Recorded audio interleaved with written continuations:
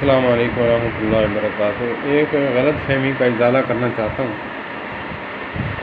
اکثر لوگ کہتے ہیں کہ مولویوں کے جن کی داڑھی ہے، میں عالم تو نہیں ہوں لیکن میں علماء سے جدا بھی نہیں ہوں، میں ان کا خادم ہوں، ان کی وکالت کرنا میرا فرض بنتا ہے۔ علمی گفتگو کا جواب تو وہ دیتے رہتے ہیں، لیکن جو بات عوام الناس سے لال کتاب سے پڑھی جائے اور ان پر اعتراض کیا جائے، اس کا جواب میں دیتا ہوں۔ لوگ کہتے ہیں علماء کے بچے زیادہ ہیں۔ ہاں بالکل ہیں، کیونکہ جو انسان کسی کی بہو بیٹی کی طرف نظر اٹھا کر نہ دیکھے، جیسے مثال ہے، جیسے لوگ ہوٹل سے کھانا کھا کر آتے ہیں، گھر اچھے سے اچھا کھانا بھی پکا ہو تو اس کو اچھا نہیں لگتا، وہ نہیں کھاتا، کہتے کہ میرا پیٹ بھرا ہوا ہے، اب ایک نوالا بھی نہیں کھاؤں گا۔ اسی طرح داڑھی مونڈا اور داڑھی والے کی مثال ہے۔ داڑھی مونڈا جو ہے وہ باہر ہر کسی کی بیٹی پر نظر رکھتا ہے، اپنے آنکھوں کو جو ہے وہ دل کو سکون پہنچاتا ہے، اور جو مولوی ہے جس نے داڑھی رکھی ہے وہ اللہ سے بھی ڈرتا ہے، اگر ایک نظر ڈال لی ہے، پہلی نظر تو معاف ہے، تو لوگوں سے بھی ڈرتا ہے کہ لوگ کہیں گے منہ پہ داڑھی رکھی ہے، اور عورتوں کی طرف گھور کر دیکھتا ہے۔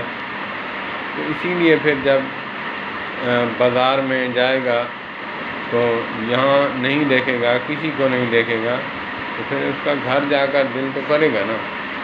تو اسی لیے جو انسان باہر کچھ نہ کھائے تو گھر تو پھر دسترخوان خالی کرے گا، وہ تو اتنا کھائے گا کہ وہ پیٹ بھر کر کھائے گا۔ اسی طرح میں کہتا رہتا ہوں کہ علماء پر کام نہ کیا کریں، کیونکہ وہ اللہ سے بھی ڈرتے ہیں، کسی کی بہو بیٹی کی طرف نہیں نظر اٹھاتے، اور انسانوں سے بھی ڈرتے ہیں کہ لوگ کیا کہیں گے کہ داڑھی والا ہو کر کسی کی بیٹی کی طرف دیکھتا ہے۔ جیسے لوگ اکثر اس وقت تک دیکھتے رہتے ہیں جب تک عورت جو ہے ان کی آنکھوں سے اوجھل نہ ہو جائے۔ تو اسی لیے بعض لوگوں نے یہ منطق اپنا رکھی ہے کہ اللہ کی نعمت ہے، اللہ نے حسن دیا ہے، اس کو دیکھنا ثواب ہے۔ میرے بھائی، یہ منطق اپنے گھر رکھیں، اپنی ماں، بہن، بیٹی کو محبت کی نگاہ سے دیکھنا، یہ تو ثواب ہو سکتا ہے، اپنی بیوی کو دیکھنا یہ تو ثواب ہو سکتا ہے، لیکن غیر محرم عورت کو، کسی کی ماں بہن کو دیکھنا کہ یہ مجھے اچھی لگتی ہے، پیاری لگتی ہے، اللہ نے حسن دیا اسے، یہ الٹا لعنت تو ہو سکتی ہے، رحمت نہیں ہو سکتی۔ میرے بھائی، اپنی عقل سے جو ہے بات کو نہیں بڑھانا چاہیے۔ اللہ پاک ہمیں بات سمجھنے کی توفیق عطا فرمائے۔